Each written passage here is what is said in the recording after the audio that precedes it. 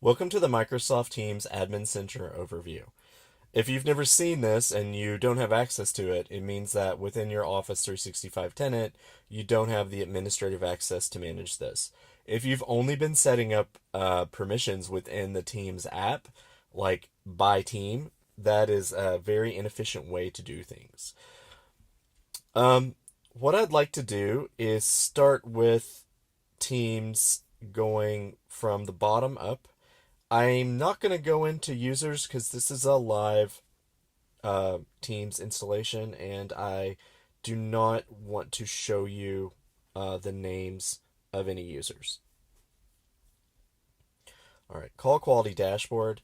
So Microsoft merged Teams and Skype for Business.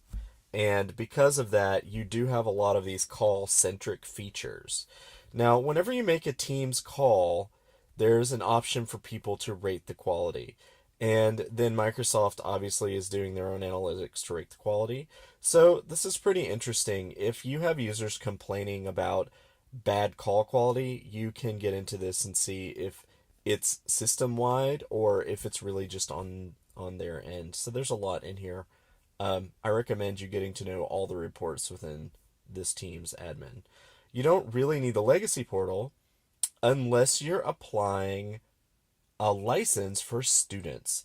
So there's an issue with Teams where if you're using Office 365 and you have student licenses, you can go in to the normal license and say, yeah, you can use Teams, and then they still can't log in. If that happens to you, you have to follow instructions that Microsoft has posted, go into the legacy portal, and enable those permissions separately. If that's something that you're having a problem with, I prefer that you contact me directly because I would actually need to review the license that you have and show you the steps based on that to fix the problem. I didn't really use this planning. I reviewed Teams with a friend. We did beta testing, and I worked backwards through the menu. I don't think the planning is very important. It's got some good information in it, but if you've onboarded into any major cloud system before, you would be able to follow these steps. Organizational wide settings. Teams upgrade. This has been frozen. Basically, if you were using Skype for Business as a school or organization, it's being phased out, so you're supposed to be planning your preferences, but this is now being controlled by Microsoft. Islands means you can use both Skype for Business and Teams at the same time. Like you can use your account like between the two.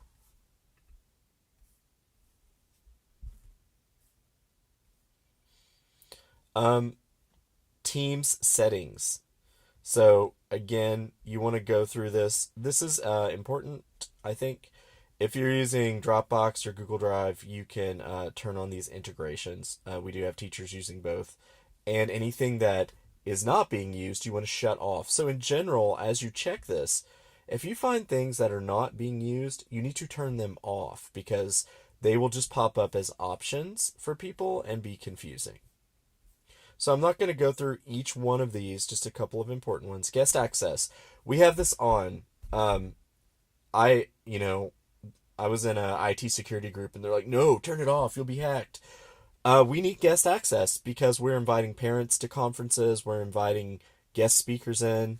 If you turn this on, that means you can go into your individual team and with an email address, invite a guest. And it's very easy for them to join. This does not mean that people can just join your organization. This is not an Azure guest where you've created a guest in Azure and they have access to your like Active Directory sign in. That's not happening. This is just so that people can add guests to their calls.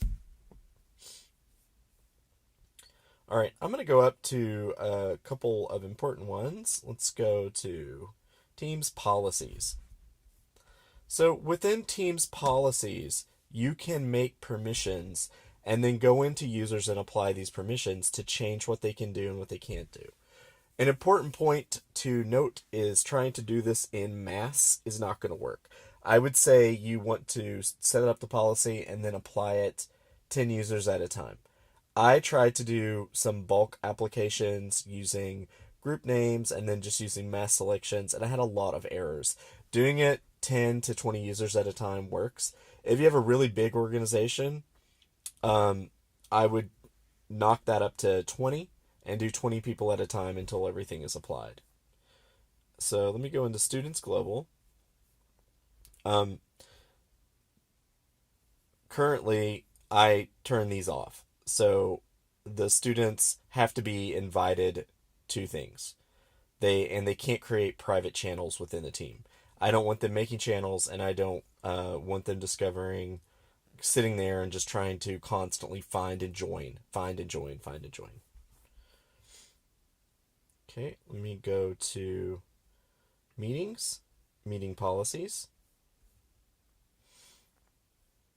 and I'll open up this one. This is one that I made. This I left most of these the same. I just took out things that they didn't need. Like our students aren't going to use that Outlook integration. I just knew they weren't. I turned it off. I want to eliminate the pop-ups. I want to eliminate the options when they're looking through stuff. Um, they're allowed to share their entire screen, but we do have some limitations on the control of screens with students. And then messaging policies. So here we put a lot of limitations on. So by turning all this off, they can't do things like send memes and stickers and animated GIFs that are built in that turned out to be really annoying. And that initially we didn't have that stuff um, off, and it was very problematic. So we went in and really adjusted the messaging policies. Teams apps. So this is a little annoying and it's very difficult to manage. As you can see, I decided, oh, I'm going to go through and block all the apps we don't use so they don't pop up in the little apps pull down inside of the teams. It takes forever. I could not find a way to just select all the apps, and I know this will do it, and then I'm like, wait, why won't this work? I'm like, I can't select all the apps, and I couldn't. And I still haven't found a way to do it. So you have to do it one by one. I do think best practice is to task somebody to go through these and turn them off, but it is really, really time consuming. You can add apps, obviously. Um, if there's something missing, you can search through the apps that Microsoft supports. When you integrate an app, you get integrated features within Teams. So I guess it's worth looking at. Assignments. Here, if you have Turnitin, you can turn on your Turnitin integration in assignments and then apply the API key. And you'll have your school will have some type of URL with Turnitin. Oddly, when I did this, Turnitin actually sent me to a new version of Turnitin, which I've never seen, and I had to add the users in this new version as well in order for this to work. But it's not very difficult, and it seems to work pretty well in assignments. Let me go on up. Live events. It doesn't seem like our team's license has live events. This is not going live. This is not having a big live meeting call. Live event is something else in Teams where you've kind of like pre-scheduled a webinar. And it doesn't seem like we have that function, so I haven't really gotten into it.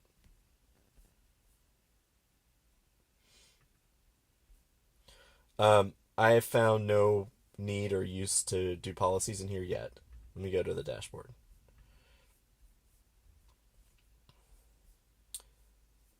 Now, this has actually changed since the last time I was in here, so that's interesting.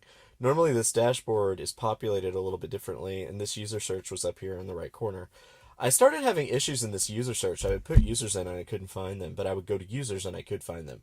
What I was discovering is that because my Office 365 is in a hybrid mode where we have a local server, users would not pull up properly and consistently through this user search, only through the direct user interface. And I do believe that is because of this hybrid environment. But you might find in Teams, like if you go to channels to add students, You might find if you put in their email address, they don't come up, but if you put in their names, they do come up. I have found that a few times. I kind of thought it was just a massive sync issue Teams was having, and I haven't gone back and done that in a few weeks. But if you do notice, like you put in an email address and nobody shows up, try their names and see if they pull up. And then for the first week or two of using Teams, we were putting out data, and there's more user activity you can get out of your Office 365. I do think that it was very useful to kind of show people that it was being used and it was being successful.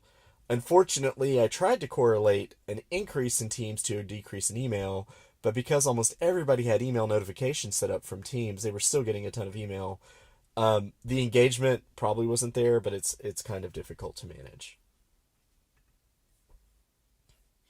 A lot of this other stuff that you see, like conference bridging and voice, this is for companies or maybe even schools that have integrated their actual phone system through Skype for Business and now it's built into Teams.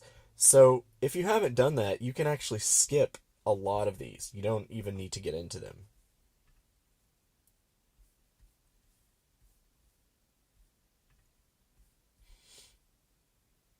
There are points within the setup where you see these packages and it's like, oh, I can just deliver a full package. I can go in here and set it and deliver it. I wasn't finding this to be very successful. So instead, and again, it could be related to the fact that I was using a hybrid. So again, I went through each one of these sections and went into their policies, and anything that really impacted us, I would make the adjustments here and then assign it to the users. Um, in meetings, I still have anonymous users on. This is only this was left on just in case we had a failure with a student and they needed to use a personal email account. This is probably something that we should turn off, but as of now, in the early days, we're still leaving it on. I recommend to leave guests on and this anonymous participants for at least the first month, and then if things are going fine after that, you can make some adjustments.